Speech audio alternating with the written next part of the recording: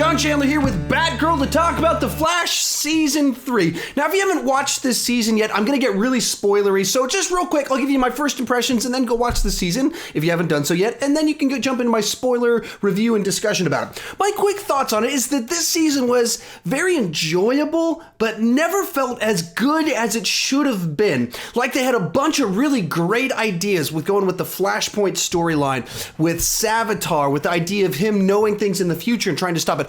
All that's really good. I liked all those directions. However, in the execution of it and with the balance of the way they chose to go with the storylines, I don't think that all of that worked nearly as well as I wanted it to. Because the actual storylines, if you just gave me a synopsis of where they were going with these stories and the potential for what to do, it would be way up here. But the actual way it played out, the amount of time spent on things and kind of the tone and the vibe that gave that season did not live up to the potential of doing Flashpoint, Savitar, knowledge of the future, time travel, the Speed Force prison, all that fun stuff. 3 different Flashes. Those are my quick thoughts on it. With that said, I'm going to dive into the spoilers. So if you've already seen the season, jump into the comment section. Tell me what you thought about it. I would love to hear your thoughts. Get a lively discussion. I know a bunch of you guys have chimed in. Some of you loved it. Some of you are frustrated. Opinions are all over the place with this season. So what I'm going to do is I'm going to go through the whole season, talk through the details of it, why I really liked the idea of it, but I didn't like the execution. Then at the end of this episode, I'm going to kind of propose how they could have changed it a little bit, how they could have told these same stories with these same characters, same actors, just spaced it out differently and had a season that I think could have been much more enjoyable for me and I think of a lot of other people as well. So with that said, let's go ahead and dive into the specifics of the season. So the season starts off with Barry going back in time, saving his mother, which starts the Flashpoint story arc as well as timeline where his mother's alive, but it changes everything up for everybody else. And this is, I think, where the season really started off right from the get-go, kind of going in not necessarily the best direction because Flashpoint is resolved, at least being in the separate timeline, in one episode. So in one episode, we see where he's at, what this world is like, how it's different just a little bit. And then by the end of the episode, all that's resolved and we go back to the main timeline. Where being in Flashpoint really, I think, should have been like 4 different episodes. Now, of course, you can't do the story from the comic book or from the movie. You can't do that because in this universe, you don't have Batman, and Batman plays into it. Superman plays a big part into it. Some of the characters that play into the actual comic book, and if you haven't seen the animated film of it, if you never read the comics, the animated film, it's like very hard R type stuff, but very cool. It has Thomas Wayne as Batman, cool stuff. You can't do all that on this show, but you can still spend more time exploring this alternate world, this alternate version of Flash universe, and kind of discover a lot of stuff about him and give us a new perspective. Give him a world where he's having fun, where everything's good for him in a certain sense, but it's bad for others. And so we just kind of let that world kind of sink in. We didn't go in that direction. We were there one episode. And so then he comes back, and this changes the timeline. They compare it to if a mug is shattered and you glue it back together, there's still cracks in it. It's the language they type of use. And this is where the season has one of the other problems I had with the season is that in it trying to create tension between the characters and have stuff of interest, they create a scenario where everyone's kind of angry with Barry from episode 2 onward in a big way from the get-go, which puts a weight on the show when the team is kind of shattered and broken up. Now, you have to do some of that stuff. That's how you keep the show interesting. You have tension, but when you go so heavy so fast in the season, it kind of creates a tension that you don't get to see them having fun. The things that you love about their relationship, where this is a lighter show than some of the other, like Arrow is intentionally always kind of a darker show. This is supposed to be the fun one. And a bit of that gets lost a little bit when you have such a heavy thing happen in episode 2, and that kind of lingers over the show for about 8 episodes. 2, not it's season 3. 8 episodes, so not 2. But as you go through it, and through this we get H.R. Wells shows up, which is a nice addition, like another fun twist on the Wells character. This one kind of dumb and dopey, but good-hearted, and so a fun addition to a season that had a lot of things kind of went, oh yeah. 3. Thank you, Chloe. So around the same point in time, you have Draco Malfoy's added to the show, and you're not quite sure if he's good or is he bad. And likewise, they tie in the Philosopher's Stone, which was a fun little twist that they did with that. So as you have Caitlin starting to turn into Killer Frost, and you've got Wally turning into Kid Flash. You've got a bunch of elements. All of those are really cool kind of story arcs, sort of ideas that could make for a great season. Once again, because having multiple Flashes, that's cool. Timeline shifty type stuff, giving powers, multiple universes tying in, that's pretty cool. So a lot of things I really like on conception. Then we get to episode 6 and Savitar is introduced. So he's, of course, our big bad for the season, introduced in a heavy way in episode 6, and you start getting Savitar prophecies in episode 9. And so you're 18 episodes from the end of the season, and the weight of the death of main characters and betrayals and all the stuff that's coming is put on the shoulders of the show really early on. And I think that's, once again, where the season had great ideas for story arcs. The execution and the way the stories were balanced out, I don't think played out as well as it could have, because we felt the weight of all this. And you get to episode 12, and Wally and Barry are training to try and stop Savitar, and they don't tell Joe what's going on, that they have prophecies and knowledge of Iris's impending death. And so because of that, it once again, weight, trust issues on the show that makes it not the fun lightheartedness. So as soon as we resolve the issues of people not trusting Barry over Flashpoint, we have the impending death of Iris on the show. And Savitar's kind of this guy out there that just shows up to wreak havoc and make evil Satans for like over 10 episodes straight of who is Savitar? Is he going to be able to do this? How are we going to stop him? Over 10 episodes of that, which once again, a weight on the shoulders of the show.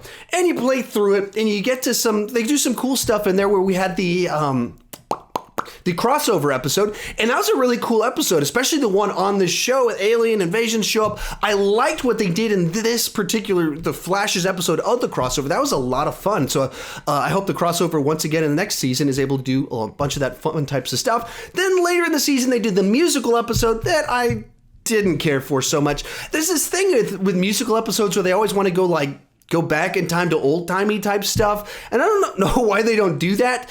I would have much preferred it being set kind of in a mainline story arc. I don't know how some of that would tie in. I would have preferred something like that. The way they went with it, I was like, a musical episode, I'm cool with that.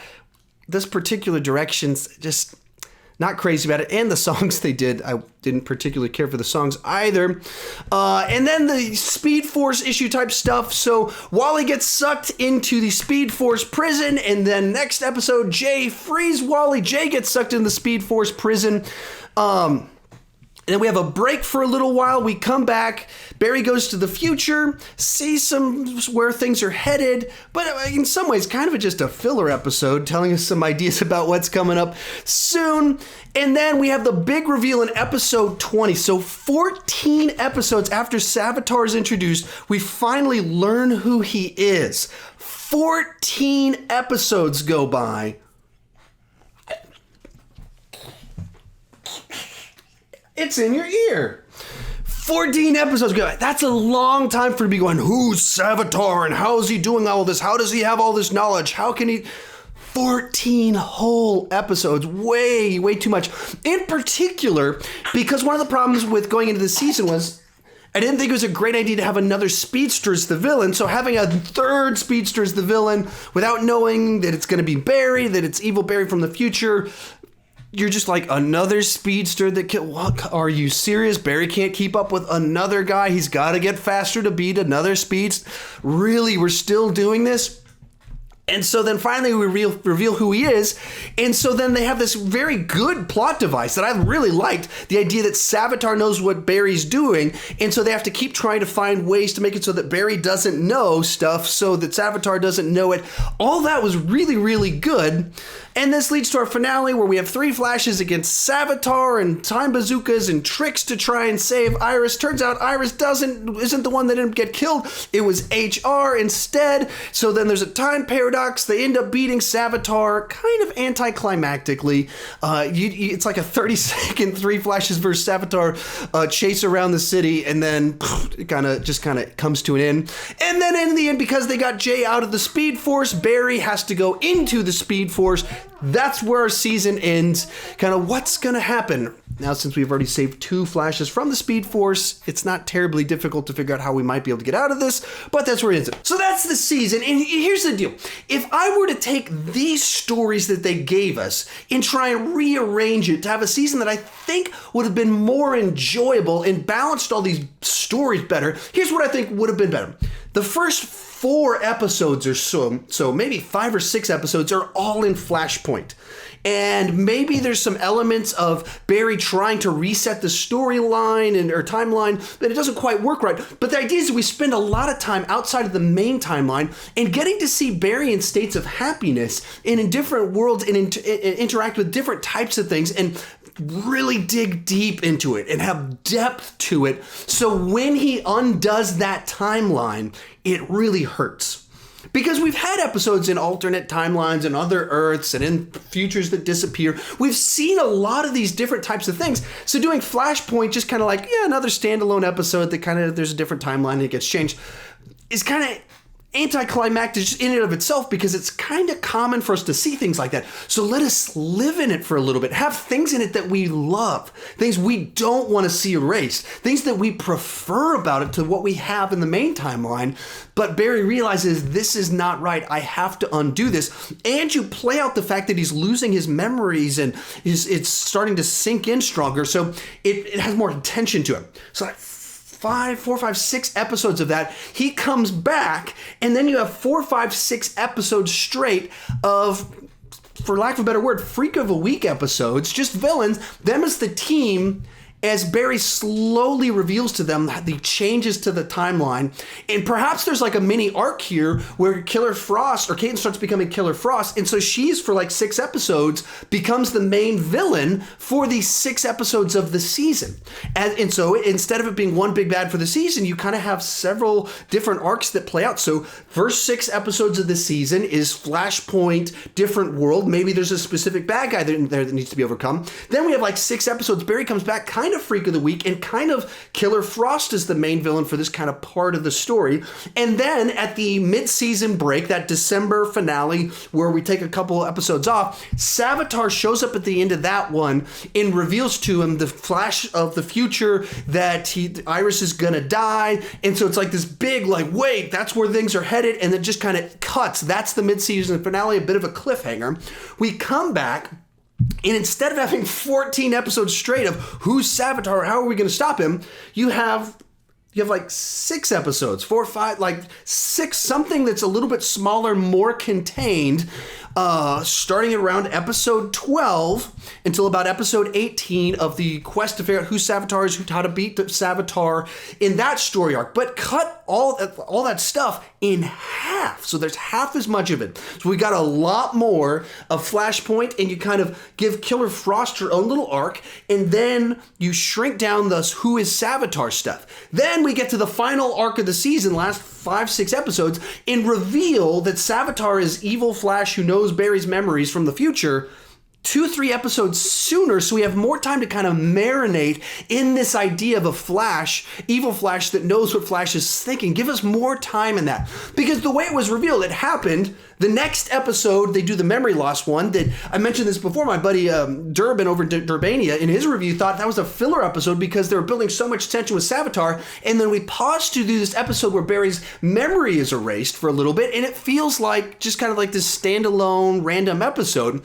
That if we had 4 or 5 episodes before the end of the season, that would have been fine. But because we had 3 episodes to the end of the season, it felt odd to do just kind of this Barry lost his memory. So give us more time with this knowledge that Savitar is evil Barry, and play out this idea a lot more, that Savitar knows what Barry's doing, and you give it the team more time to try and come up with schemes that Barry doesn't know about to try and stop him, as well as H.R. Wells's scientist lover lady.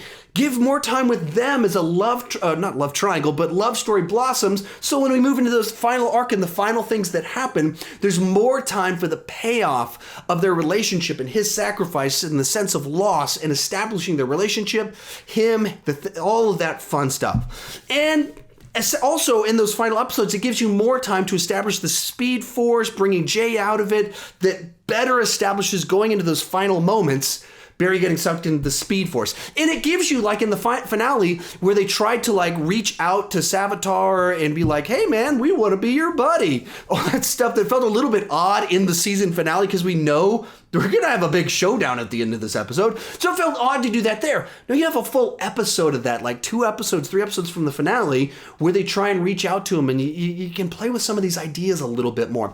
Anyway, that's my take on the season, both my review of it and how I think they could have taken these same exact storylines, because they had great storylines, they had great characters, great ideas, but the way they went about it wasn't as strong as I wanted it to be. And I think a lot of people would agree with that. We wanted more time in Flashpoint. Some of the stuff in the middle just got dragged out so long. So I think if you go with my model, it evens it out. It gives us more of what we want, tightens up the part where it stretched out too long, and then gives us the finale also likewise in a little bit more satisfying way. Anyway, that's my take on it. How about you? You tell me your thoughts on The Flash Season 3 down below. Also coming up Tuesday, 8:05, I'm going to be Central Time. I'm going to be doing a live stream to talk about my theories, my thoughts about Season 4, where I want it to go. Hopefully some of you guys will chime in. We're going to get a lively discussion going on, talking about The Flash and our thoughts about it. With that said, if you're new to my channel, please consider clicking that subscribe button. I do movie reviews, TV reviews, season reviews like this one you're watching right now, and this cool thing called Masters of Movie Trivia, where me and some other YouTubers compete in movie trivia to decide who the master of movie trivia is. That's where the name comes from. If you like trivia, if you like movies, check out that. It's a lot of fun, and it's kind of like this homegrown little trivia show here on the internet, building some community. We'd love it if you'd watch it and chime in on your thoughts on that. With all that said, thank you for watching.